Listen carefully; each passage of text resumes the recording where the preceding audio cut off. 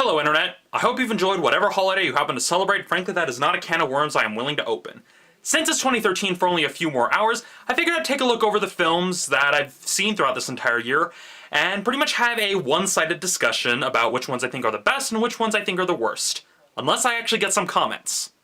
Hint, hint, hint.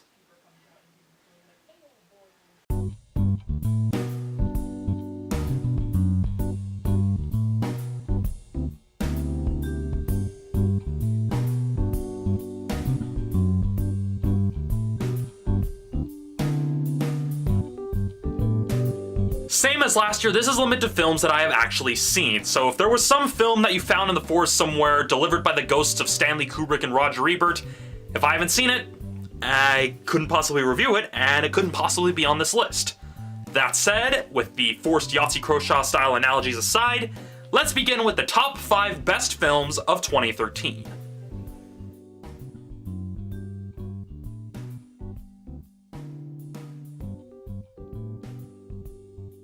Number 5, Romeo and Juliet. I put this film on this list because this is one of the few Shakespeare films that I've seen that I actually liked. And let's be honest, I know a lot of my friends from high school and a lot of my teachers from high school are all gonna probably comment and say, oh, you only like it because they actually match the setting instead of trying something unique and different. I'll concede. That's part of it. But another reason why I like it is because it did something right that so many adaptations of Shakespeare's plays do wrong.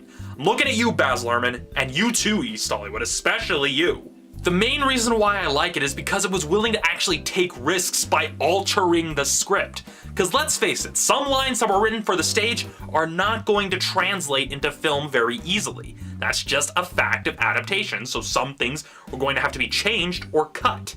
And that's what this film did right. Another thing I also like is the fact that we actually see Rosaline. We don't just hear about her and not interact with her in any way. We actually see her. We actually see things beyond what we normally see in the play, and that's what film can do, and that's why I liked it. And when it comes to the dialogue, it made the alterations it needed to so that way anybody not familiar with the play can actually understand what is going on. Another thing that a lot of people tend to make the same mistake of. And so really, that's one of the major things I liked. They were willing to alter the dialogue to make it sound natural, to make it sound like an actual person talking and not just someone quoting Shakespeare. And really, that's the biggest reason why I like this film. Also, I would like to add that Paul Giamatti is probably the best Friar Lawrence I have ever seen. I mean, if I had a clip of him smacking Romeo upside the head, I probably would play it here because that was like my favorite part, because if you were in that situation, who wouldn't want to smack Romeo upside the head? I mean, he was being a whiny teenager. And a lot of people think, oh, it's a perfect love story. If you think it's a perfect love story, you have not actually read the play. So why is it at number 5? Well, the reason it's at number 5 is because there were problems with how it was shot and how it was paced. It felt a lot more like a TV miniseries that at best would air on BBC America, at worst would air on the CW. And given that the person directing this was a writer on Downton Abbey, that really comes as no surprise here. Number 4, About Time. This is another film that managed to surpass my expectations going in because it actually has a lot more depth to it than the marketing department for this film would have you believe. Yes, it starts out like your typical rom-com, but as you get further into the story, you pretty much get into the real meat of it, which is basically about life and how to get the most out of it and how to really enjoy it. And it does so really well with a nice mix of drama and some really well-written comedy. So why is it at number 4? Well, like Romeo and Juliet, this film also has its fair share of flaws. I mean, yes, there were some kind of schmaltzy montage stuff when I saw the film that I kind of rolled my eyes at, but there were also some issues with the screenplay. It kind of had some contradictions within its own story, and this is primarily observed with the time travel mechanic in and of itself. Something that a lot of people were really quick to point out when this film was coming out. So yeah, that was kind of why I placed this at number 4. It's still at least a nicer looking package, at least still shot pretty well, and at least a bit cohesive, has a nice pace to it, which is why it's above Romeo and Juliet, but the contradictions in the screenplay are a bit of a head scratcher, so yeah. Although, I still recommend the film. If you ever get the chance to see it, I highly recommend About Time. Number 3, The Conjuring. This film was terrifying. It is definitely the best horror film I have seen this year, if not in a really, really, really long time. James Wan has actually managed to produce something that can actually hold a candle to films like The Exorcist and The Haunting, and by that I mean the 1960s version, not the crappy remake from the 90s, which happened to have one of the actors that starred in that one actually appearing in this film, but I digress. While the film did suffer from a clunky story, the doll in particular being a red herring by the marketing department, it was still an engrossing and engaging and terrifying experience. While I haven't seen Insidious or Saw to really gauge his other work, James Wan is definitely a filmmaker I'll be looking forward to following over the next few years. Probably after he's done with Fast 7, because I'm not a big fan of that franchise, but I digress. Number 2, This Is the End. Now this is another film that I did not expect to like. I mean, I'm not a big fan of the raunchy comedies, nor am I a big fan of Judd Apatow films. I know Judd Apatow probably didn't really have much to do with this film, I may be wrong, but anyway, it was not the kind of film I expected to actually like, but I really ended up liking. I think the main reason why I really liked it was because unlike other raunchy comedies that make their one crude joke and then try to go back, this one just kept going full steam ahead. It's a lot like a boxer. I mean, most other raunchy comedies make their one crude joke punch and then they're just like, but with This Is the End, it just keeps piling on joke after joke, just keeps going 1, 2, 3, 4, 5, and each joke keeps going further and further and further, and you're part of the enjoyment of the films. You're just wondering, how far are they gonna take this? And really, that's what really makes it the most enjoyable film, one of the most enjoyable comedies I've seen. Because yeah, other comedies, they do crude humor, but then they're trying to, oh, well, we gotta inject some other jokes to try to appeal to the other audience that were dragged to this film, whereas This Is the End is straightforward. Yeah, this is crude, yeah, this is raunchy, but we're not holding anything back. It pulls no punches, and that's why I love it as a comedy. Speaking of films that pull no punches, number 1, 12 Years a Slave. This is one of the most powerful films I have ever seen. And part of what makes a lot of this so powerful is pretty much its lack of music. In the original review, I talked about how the shot of Solomon struggling to stay alive with the rope around his neck while everybody else behind him is going about their day. I've already talked about how that is probably the strongest, most powerful scene in the entire film, and it's really reflective of the overall style of the film. It presents slavery as is. It doesn't embellish it, it doesn't sugarcoat it, it doesn't have any musical swells telling you to be disturbed or feel sad, and it doesn't have any weird, creepy, fetishistic close-ups of the whip breaking the skin. It just presents the atrocities as they are. It allows us to basically view it and process it the way we would if we were viewing these events in real life. It leaves it up to us to internalize it, and that's what makes the film so powerful, because not only are we just seeing these like the way a normal person sees them, but we're literally taking this journey with Solomon Northup. And it's pretty much, we take this journey, we see all these atrocities, but we know we can't just look away because he's not looking away, and we're taking this journey with him, and we want to see it through to the very end. And really, if this film doesn't get any Oscar nominations, people are going to be pissed off. I know that much, because this film is just so good, it's so powerful. And that is why I find it to be the best film of 2013. It pretty much takes everything about filmmaking and just does everything right. Especially when it comes to telling a story, a real, actual historical account of slavery. And I've already said at length in the original review how good this film is. If you haven't seen it by now, what are you waiting for? That's all I really have to say about it. I've already talked about it, so yeah. 12 Years a Slave is my pick for the best film of 2013.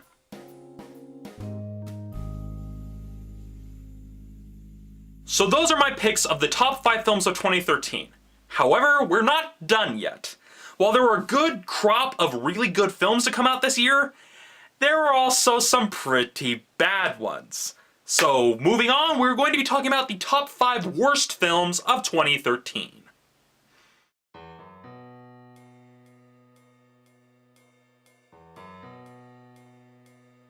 Number 5, After Earth. This is an example of a film that had potential, but it just was given to all the wrong people. I mean, not only is it a desperate attempt by Will Smith to make his kid famous, he decides to give the idea of a decent sounding sci-fi film over to the guy who decided to turn the Fire Nation into India. The film has a great deal of cheapness in its presentation. While the effects of the now transformed version of Earth look good, all the stuff that we're supposed to believe is part of the spaceship looks so cheaply made that it makes the original Star Trek look like it was made by Industrial Light and Magic. So really, the acting is bad, the pacing's a mess, the effects look cheap, and really, it's just not a good film. If they had given this idea to Neil Blomkamp or James Cameron, we could have had something good, but instead, we got this.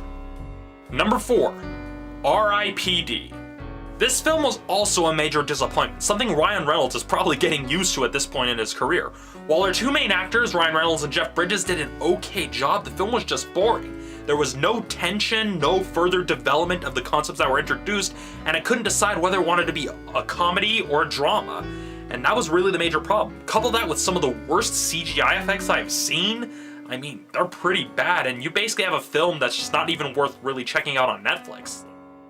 Number 3. Pain and Gain. This film tries way too hard to be Fargo, and it fails.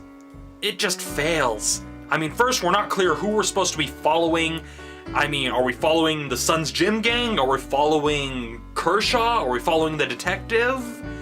On top of that, it then tries to weave in this stupid political message of saying, oh, it's all about the American dream. But really, what it all boils down to is just an overall lack of understanding of the fact that he was adapting a real historical event. Couple that with a very exploitive and repetitive style of cinematography and inconsistent tone, and you just have one unpleasant movie. I mean, I heard some people saying they liked it. I don't get how, because this is an actual historical event, and it was just essentially just gah. I mean, gah, that's all I can really say about it, because really it's just, if you want to make a film championing the American dream, don't adapt a real event unless it actually ties to it. Because really, what the Sun's Gym Gang did was not heroic. And it wasn't motivated by some sort of American dream BS, it was literally motivated by greed. And if you're going to adapt an event like that, pick a tone, pick one sort of side of the story we're going to follow, and stick with it. Because again, even though Fargo followed the different people, it at least felt consistent in its tone, and at least was clear who we were ultimately rooting for. And even if we were ultimately rooting against the whole kidnapping plot, it was still clear who we were rooting for, it was still clear what we were following. So really, Michael Bay, don't try to be the Coen brothers. We already have the Coen brothers, and they've established themselves a lot better. Just stick with what you know, which is basically making films that essentially wank off the US military. That's all I can say about that. Number 2, Dark Skies. Like I said in the text version of the review on globeslcc.com, the film is pretty much a beat-for-beat knockoff of Signs. But while Signs was upfront about the fact that it was about aliens, this film just tap dances around that for pretty much the entire first act. And there's no reason to, because the marketing already revealed that the film is about aliens. I mean, just look at the poster. I mean, literally, look at it. It's not hiding the fact that it's about aliens, and it just felt insulting the fact that, what are aliens? Oh, this is about aliens? People are able to figure that out early on, especially when the marketing reveals it, and so really it just felt like it was insulting to my intelligence. Really, you're better off just watching the UFO episodes of Unsolved Mysteries, because really, you'll at least get a much better picture, much better story out of those episodes than you would with this film. Now, speaking of films that make you wish you were watching much better movies, number 1, You're Next. I am still baffled by people when they say that they think this film is good. Did we even see the same movie? No, I highly doubt we didn't. And really, if there was a much better version of You're Next out there, I would like to see, because it would definitely have been better than the one I saw. For the people who say that this is a horror comedy, no, it isn't. It plays itself completely straight until the last few minutes of the film. That's pretty much like Tommy Wiseau saying that The Room is a dark comedy, even though you can tell he meant it to be taken seriously as a drama. I mean, look at the known horror comedies. What are the most known horror comedies? Evil Dead 2, Shaun of the Dead. Those are horror comedies, and they establish themselves as such at the beginning of the film, whereas this film does not. This film isn't sure what kind of film it's supposed to be. Couple that with the lackluster character development, some of the worst gore effects that make even the films from my high school look good, and a marketing campaign so full of lies that it shouldn't be allowed to testify in court, and you just, why do people like this film? I don't get it. Yes, I know this film debuted in 2011 at the Toronto Film Festival, but Lionsgate released it wide August 23rd, 2013, so therefore it counts as a 2013 release. And that is common practice with a lot of festival films, but my main question is, what were you thinking, Lionsgate?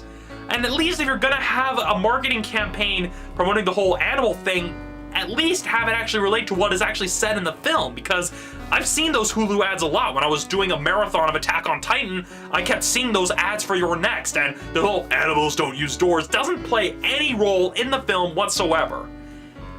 I mean, my God, people. Just, God, a lot of people say, oh, it'll have stuff for horror fans. No, it doesn't. I mean, just, God.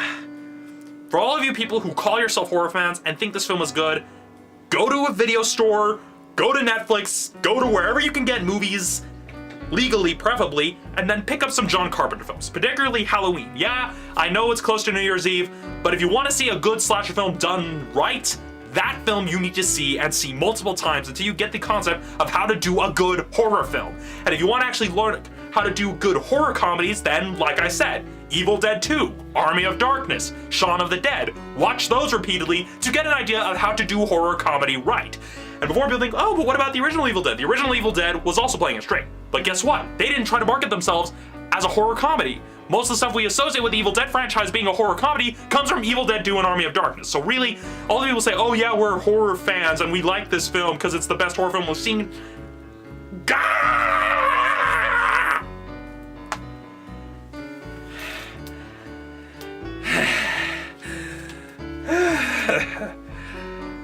Although, I'm probably wasting my breath here.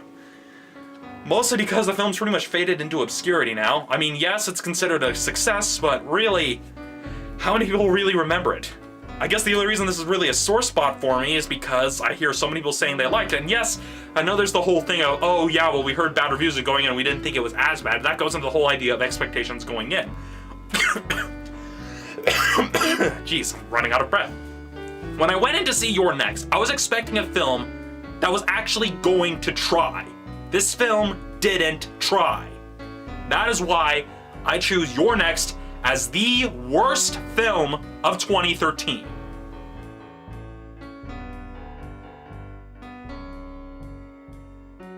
Here's to the new year. May it bring better movies and smarter audiences. But for now, I need a drink.